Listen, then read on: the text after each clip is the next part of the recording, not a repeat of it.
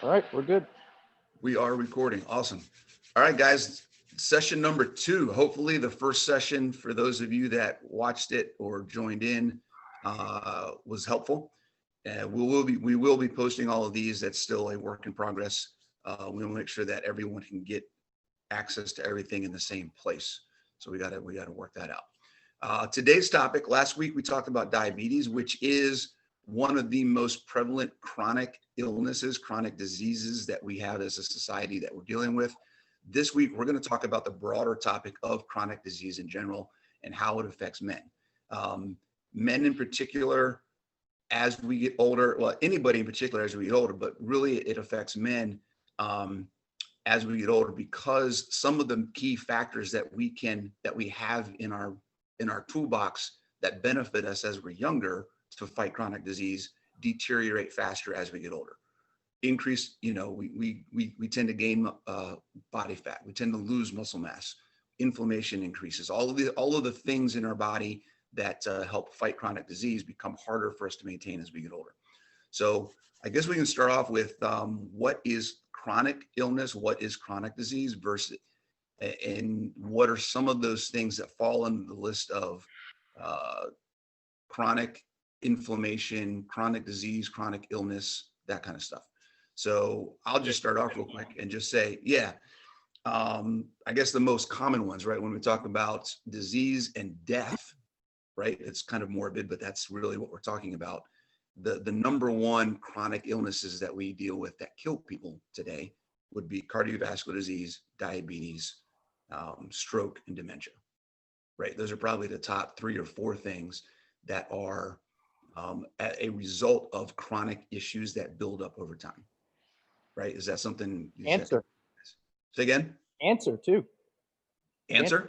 One out of every 2 Yeah. men are statistically expected to have cancer in their lifetime. 1 out of every 3 women. Yep. And a lot of these things we're finding out more and more and more are tied to an overlap of things in our lives that are lifestyle related, environment related.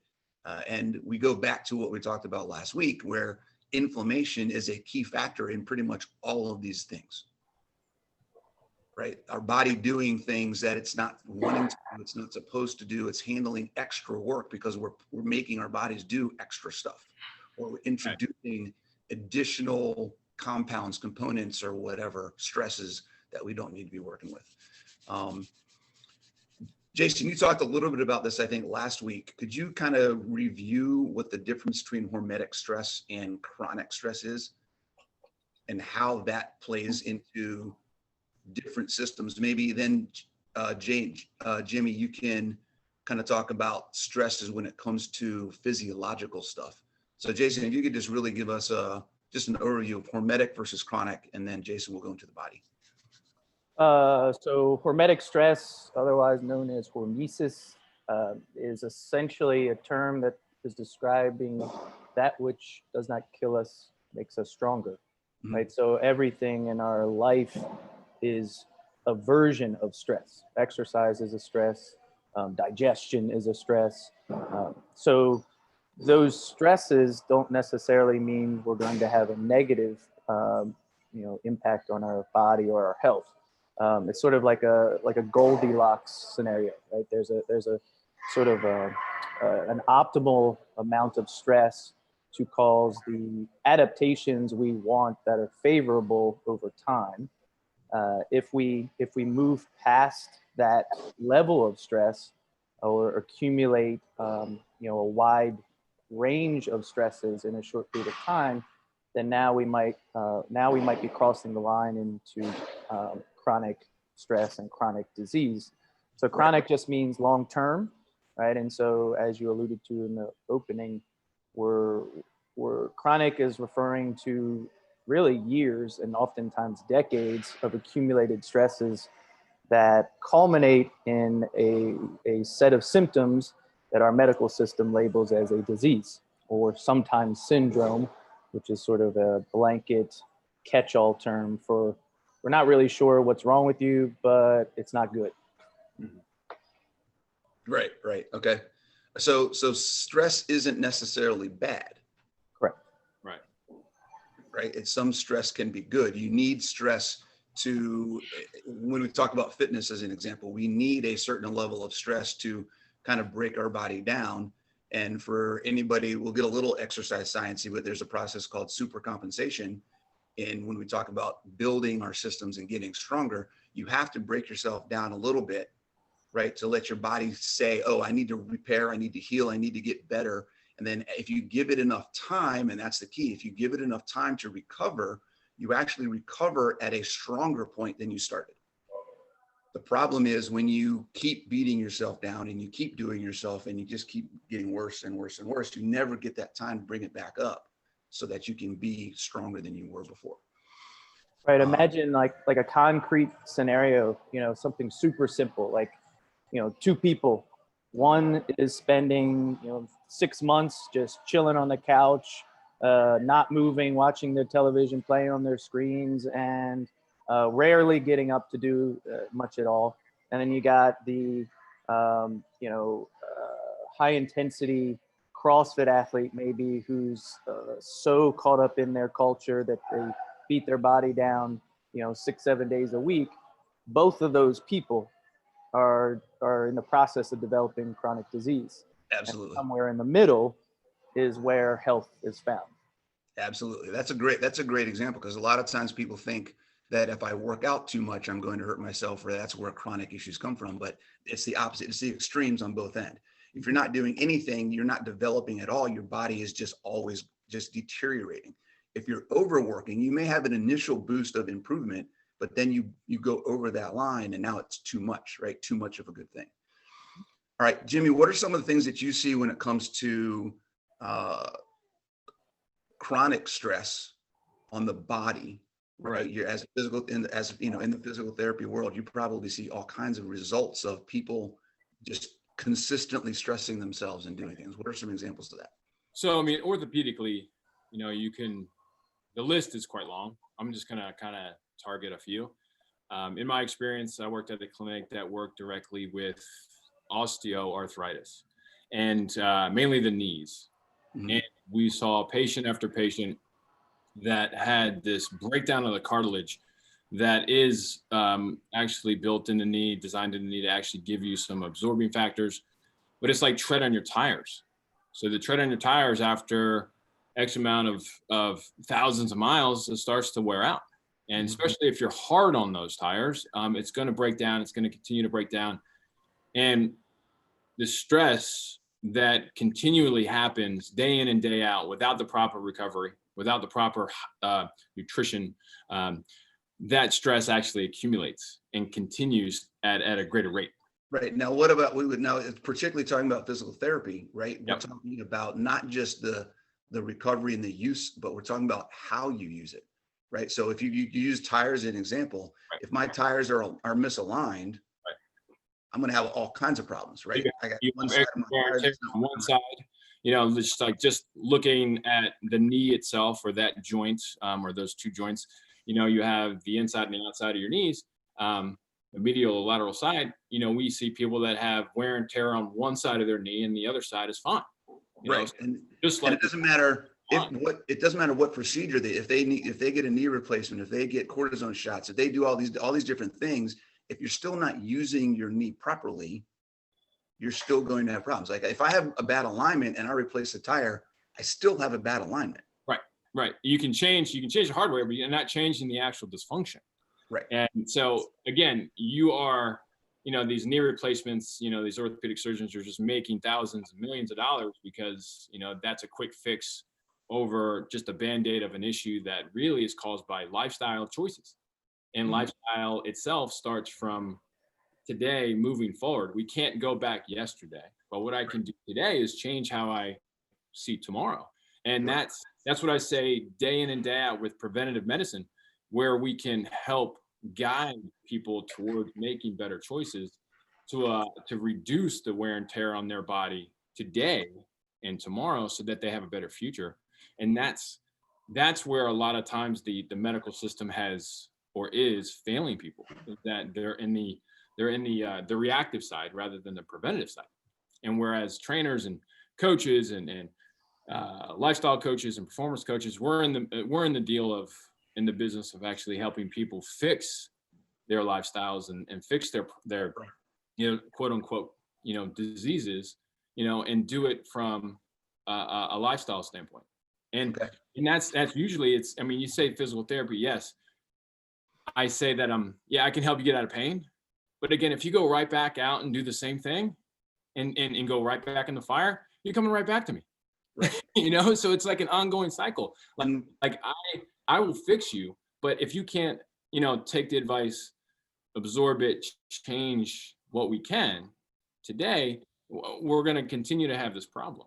And that is a key point, particularly, I don't know what it is about us guys, right? I know it's something that I've dealt with, Jason, I'm sure all of us have dealt with this, right? Particularly when we're talking about competition, we get into a gym and there's some other guy next to us lifting. You're like, oh, I got to do more than that guy, right?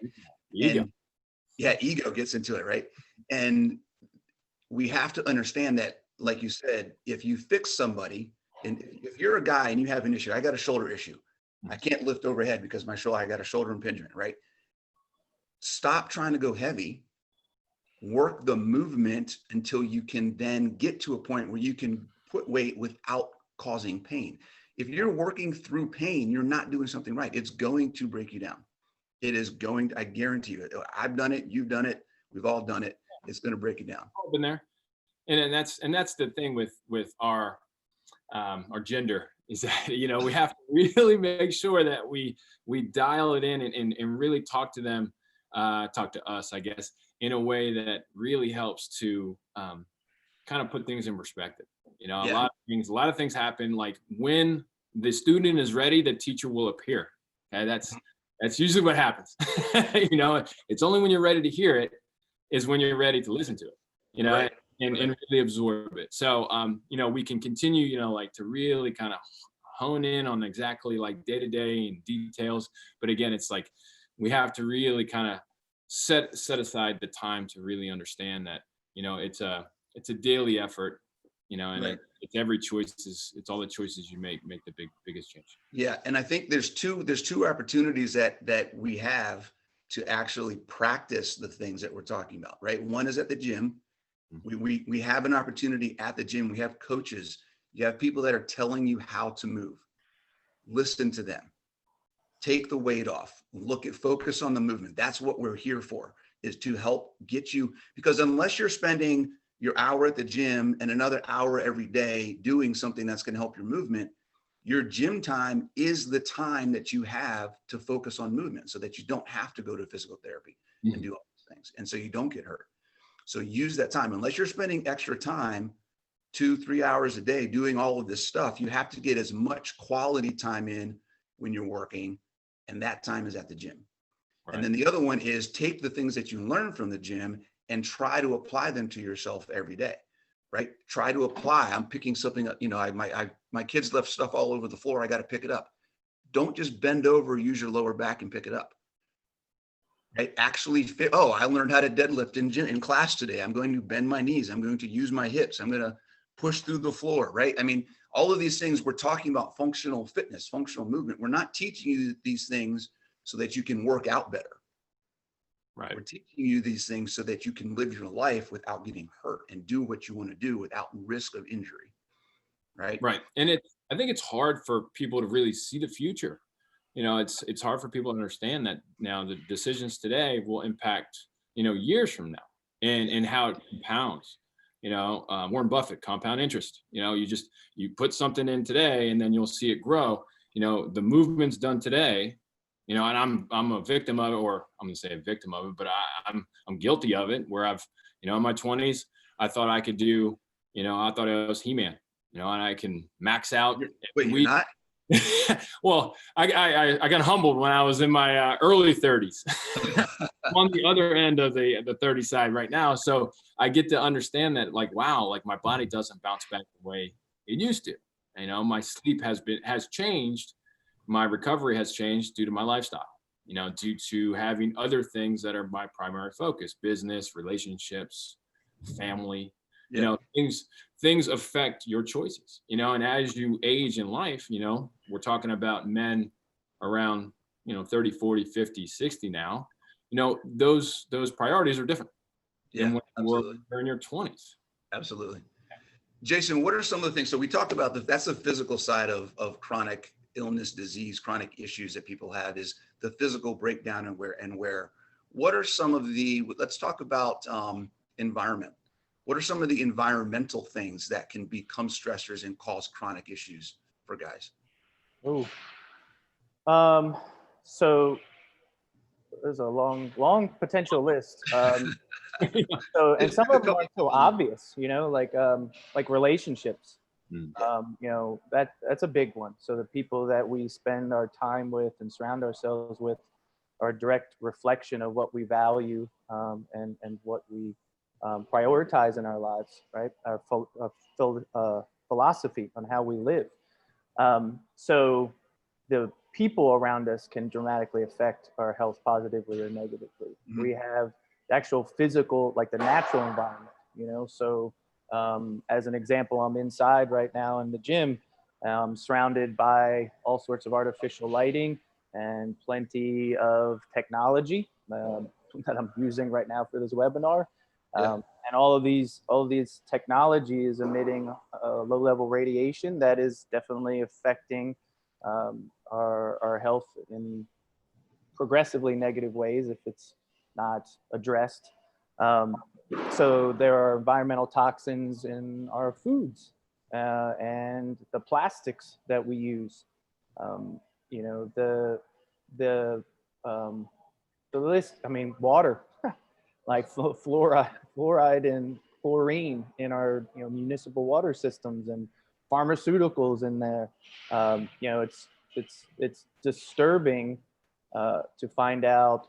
If you're drinking tap water at home, look into what's actually in your city's municipal tap water, and it's really quite disturbing. It's scary what's allowed to be in the drinking system of the population. And then it's not illegal. Like, no one's breaking the law. It's just allowed. Well, that's a whole nother thing, right? Is we get caught up on assuming that, not to be anti-government, but assuming that the powers that be have our best interest in mind. So we just trust that the FDA is keeping us safe. We just trust that the USDA is keeping us safe. And we don't take the time to actually look into things like labeling on food. In case anybody's interested, 90% of the labeling on food is false. Just remember that, especially when it comes to the marketing label. When it says on the front that something is heart healthy, I guarantee you it probably isn't. Right? If something on the front of the label says no sugar, I guarantee you there's sugar in there 99% of the time, because they just named it something so it's not actually named sugar. It's another name for it, dextrose or something like that, right? So there's so much stuff out there. You have to take responsibility and educate yourself on what's good for you, what's not good for you, and what's actually in the things that you're putting into your mouth and around in your environment, right? Yep, exactly. Yep. You said something, Jason, that made me think too. And there's on the same train of thought as you have to know what's in everything. It's also really good to educate yourself and be aware of what's not in it that should be. Right? When you talk about water, if you go back hundreds of years, right?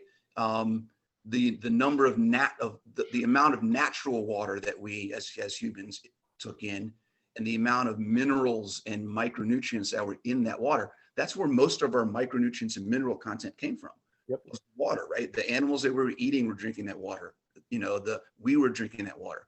So now when we talk about how clean our water is, what it really means is how empty and devoid of micronutrients. Yep. That's purified.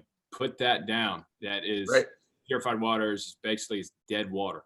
Right. It's so, that's where, it's very important to look at your electrolyte intake, your micronutrient intake, and start maybe supplementing with some things, potassium, magnesium, sodium, that kind of stuff, because our environment doesn't have we're not exposed to our natural environment anymore. We're in an industrialized environment. That's all that natural stuff has been taken away from us. Yeah. Right. Yeah. And marketed to us in a way that leads us to believe that it's better, right? That it's Right. purified and cleaner and therefore healthier, when the opposite is the case. Yeah, there's a statement to be made right there that, you know, we could probably talk about, and that is that we go back to that hormetic stress. It's okay for us to be exposed to things that are potentially dangerous, right? We talk about germs, we talk about working out too much, we talk about these things. Our body's designed and our systems get stronger when we're exposed to lower levels of things that make those systems do work. If we're taking all of that stuff away and over sanitizing our lives, it's actually Absolutely. Lost you a little bit. There we go. Here we go. Back up. Yeah. Yeah. We on? Yeah. Oh, Bronson. Bronson, you here? Bronson. all right. Uh-oh. I'm back. Oh, I'm you're back. back. I'm You're back. back. You guys back? He's back. How much of me did you lose? The last like 10 seconds. The last, okay. It's Yeah. better for us to be exposed to things because it makes us stronger, not weaker. Right. 100%. Yeah. All right, so I'm going to talk real quick just about, we talked about physical, we talked about environment. I'm going to talk about nutrition a little bit, and from the standpoint of you are what you eat, and if you're eating things that increase your body's stress, it's going to express itself in a bazillion different ways. So many different ways. There are so many different things that we can eat that people have sensitivities to, that we naturally, our body responds negatively to. And the biggest one, you talked about this, Jason, cancer, right? I think when there's certain things that you can eat, processed foods in particular, we'll talk about processed foods and sugar. I'm not even going to get into carbs and no carbs. We're just going to focus on the big ones, right? Processed food, if it comes in a box, stay away from it. If it's got sugar, stay away from it, okay? There's a thing called oxidative stress, and that's the process basically that your body goes through when it breaks things down. And the result of that, particularly with processed carbs and sugar, is something called free radicals. Free radicals are basically extra molecules that your body doesn't need and doesn't know what to do with. And they are linked directly to cancer, right? If you decrease your free radicals, you decrease your risk of getting cancer. The way that society fixes that now is get all your antioxidants. You know, right? Get all your reduce your oxidative stress, take all these antioxidants and you'll be fine. The problem is studies are showing that antioxidants don't actually work in general. And the best way, we talk about preventive things, the best way is to not do the things that are causing the problem in the first place, right? If you know that if I take heroin, I'm going to become a drug addict and it's going to mess me up in my life, then you're probably not going to do that, right? Sugar and processed foods is the same thing. You know, you're not depriving yourself of something by cutting out sugar and processed foods because you don't need them in the first place. So that mindset of do, like you said, Jimmy, put the Band-Aid on it versus just fix or remove or, you know, take care of the cause of the problem first. Right. is really what we got to talk about. So guys, if you're concerned about cancer, if you're concerned about cardiovascular disease, if you're concerned about stroke, dementia, any of those big ones, reduce the stress that you're putting on your body by what you're eating, right? A lot of that stuff is a manifestation of inflammation and stress that your body is doing things it doesn't want to do. So it has to express itself somehow. There's some minor ones. There's a lot of minor issues that food can have a role in. IBS, Crohn's disease, ulcerative colitis, acne, eczema, insomnia, apnea, sleep apnea. I mean, the list goes on and on and on and on and on. There's a lot of links to food and mental health, autism, ADHD, depression, anxiety. There are hundreds of thousands of people who are using food to take care of all of these issues and not having to be on medication, right? And the biggest way that they do that is by changing the whole foods, reducing their processed foods, and reducing sugar. Mm-hmm. right? Because your body, it's just extra work for your body.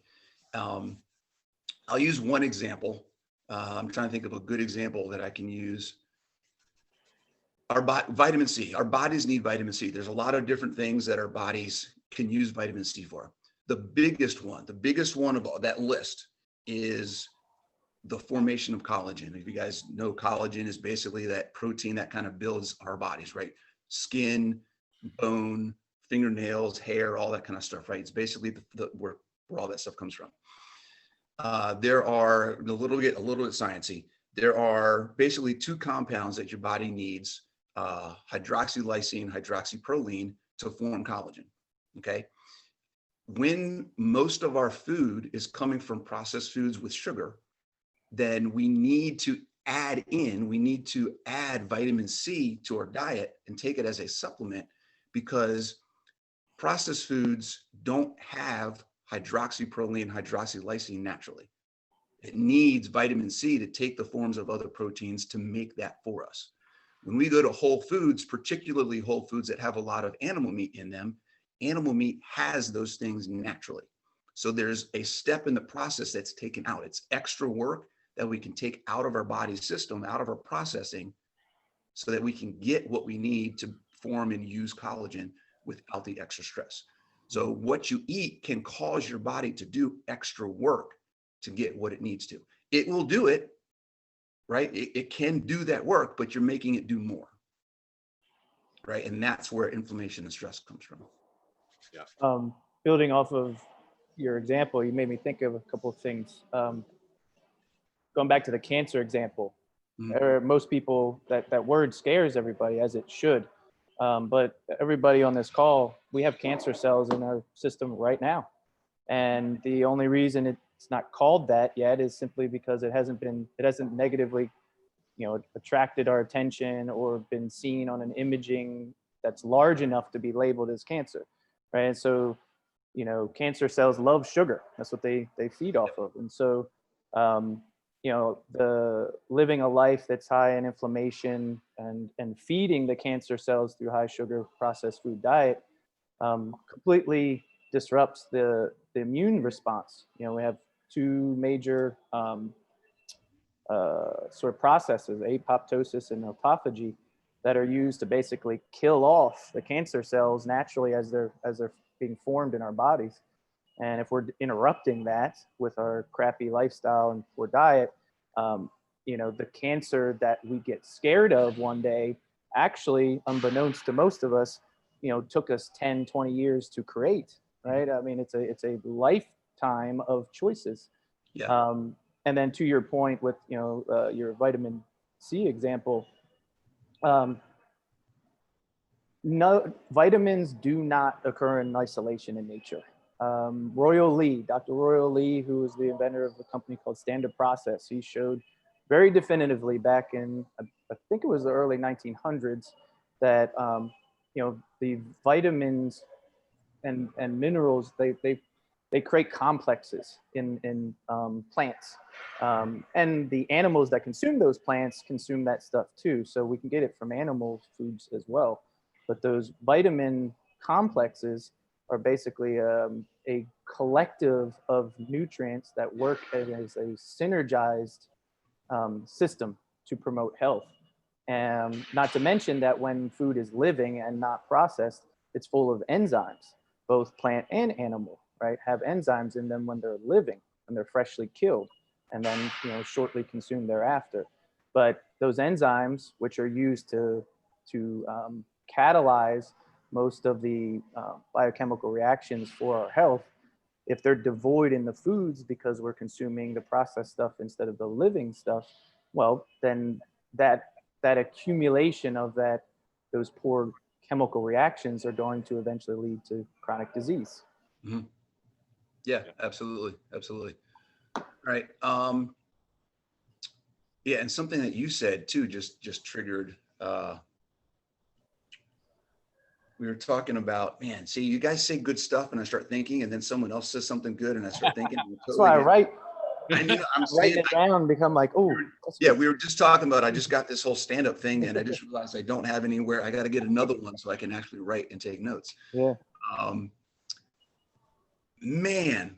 All right. So, I mean, good stuff to this point. Yeah. Do you guys have anything that you want to add, kind of takeaways?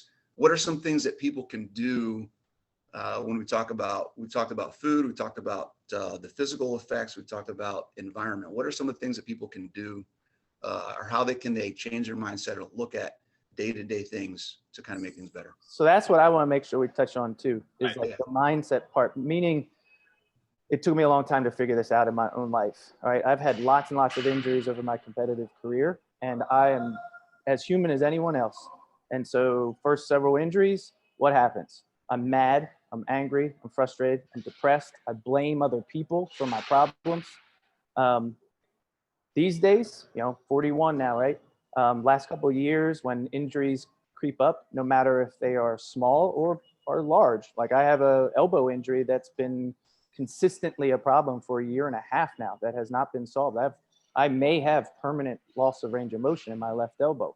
But this is kind of what I want to talk about is it doesn't need to be the end all be all of my life. Like these injuries, these disease issues, and some of which I've had experience with personally, they're opportunities for me to look at myself.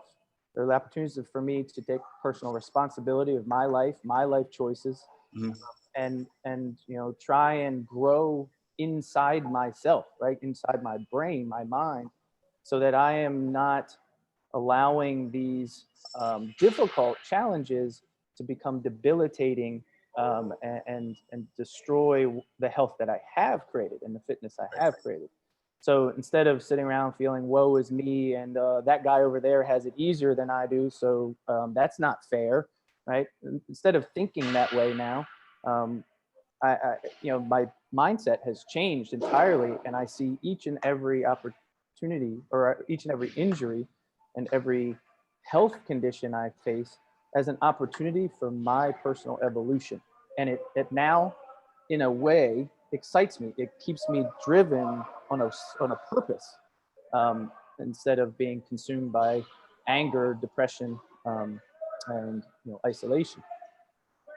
Yeah, I mean I just wanted to piggyback off that as well. I mean, as a male, I mean, I guess in a culture we're looked at as having to be masculine and have to not need to go places to seek help, and guidance, on issues that you think that are maybe not really substantial or not a big enough problem to need it. And that's what I really focus on most of it, changing people's mindset, getting them to understand that the choices you make every day really help what's happening tomorrow, and really seeking out that guidance and letting your ego take a back seat and letting somebody help you with things that might be minor today, but then will become chronic over the time. And it's something that I see all the time. I mean, you see people that don't come into our clinic until, they're in really bad shape, and they've had it for weeks, months, years, and sometimes not even knowing that they have this quote unquote dysfunction, or chronic disease that can be prevented, just based on seeking out early intervention. Right. Seeking out these guidance, these mentors, these guys on this webinar right now. We're trying to help open up, our eyes to the men in our culture, to say, yes, we can do something about it today and not wait, because each day that passes that you don't take action, Right. it's just another day that's lost to the same old. I mean, it's going to continue to get worse and compound if it's not actually changed. And that's something that I've learned personally myself. Just again, I had a huge back injury when I was playing football in college, and it humbled me. I sat after practice thinking that my career was over, and I had to go into the medical field, and I had choices to make, and I chose to go through the preventative side with therapy. And that's why I'm sitting in a clinic that I call, I guess, my own, because it opened up my eyes at a very young age on how powerful things can be when you actually get ahead of it, and really just start to work on the inside out and have a mentor that helps you guide yourself through these things. Yeah. And that's who we are. You know, get yourself with these coaches, because they can help you. Don't let, I mean, anything, just having just a consultation, just to say where we can tighten up some things, you know, if you have any questions. And, you know, and it's a big difference. yeah, and in a lot of areas too, right? We're not just talking physical. We have, you know, all of us, you know, we can help you environmental, lifestyle, mental, mindset, set goals. Yeah, it's a holistic life. Yeah. You know, everything's a balance. Everything has to be balanced. Relationships, physically, emotionally, spiritually, financially, you know, everything has to happen together. So yeah, there's nothing separate. There's two things that you made me think of. One is, you know, we get on our kids. For those of us that have kids, we get on our kids when they don't ask for help. Right. You needed help. Why didn't you just ask? If you'd have just asked, I would have helped you do this. You wouldn't have broken such and such a thing, or this such a bad thing wouldn't have happened. Like, just ask for help. But then when it comes time for us, we're like, I'm good. I got it. Yeah. I'll let it go. You know? Let it go. Whatever. And then, you know, we don't, not all of us can work on our own car or like to work on our own car. Not all of us want to do our own plumbing, our own electrical, our own painting, our own yard work, our own, the list goes on and on and on. But when it comes to health and fitness, for some reason, we've got this idea as a society, we've got this idea that we can figure it out on our own. So Dr. Google. what? Yeah. Like, I've been doing this for 10 years. I've been doing this for about 10 years. Jason, you're in the 20-year mark. Jimmy, you're over 10, 15, somewhere. About 15 years. About 15 years. So we got 10, 15, 20 years all together, right? So it's still, and we're still learning things. So someone who's not had any training at all, going out to the internet or just joining a gym and thinking that they've got it figured out, you guys, you need help. I'm going to tell you right now, you need help. You're going to get hurt. You're not going to see progress. You're going to waste money. You're going to get frustrated. Chances are you're going to quit and just not do anything at all. The only way to prevent all of that is to get some help. Yeah. And I'm still guilty of it. Hey, I get caught up in the game where I'm like, I'm in the gym. That's where my quote unquote, that's my church, you know, and I want to throw down, and I got friends around me, and I might slap on a couple of extra pounds, even though it might not be the best for me. And I might do a movement where I'm like, I don't know, you know, so, but it happens. But again, you realize the awareness side, you know, taking responsibility for it, having integrity with yourself. Your self-awareness is extremely important. Doing a check-in, like I tell people to journal, try to do that daily so that you can check in with yourself. You know, even have like a food journal, not just write down what you ate, write down how you felt after you ate it. So, you know, oh crap, that didn't make me feel good. And that's a big thing we just don't have anymore, is that we're just losing that sense of self. We're just listening to 50 different experts, as opposed to like listening to just what your body is trying to tell you. That's huge. Being in touch with yourself. On the physical side, right? We call it proprioception, being able to feel your body and know where your body and how, if I do this movement, what muscles am I moving? Am I in the right position? Being able to be in touch with that. On the food and how it affects your emotions in your body and what your reaction to it is. People don't think about that. People don't think about, wait, should I be pooping 5 times a day? Right. Should I be feeling like I'm urgently needing to go to the bathroom all the time? Yes or no? The answer is no, but you've been doing it for so long, you don't even think about that. That's not normal. Common and normal are two very, very different things. And people aren't in touch with the difference there. Right. Yeah, that's awesome. Speaking of taking responsibility, I think we can end on this. And Jason, I know this is a recommendation. We have a long list of books and podcasts and stuff like that we try to recommend to our members as we go through different communications. Mm-hmm. And one of them that we'll be looking at this week is Extreme Ownership by Jocko Willink.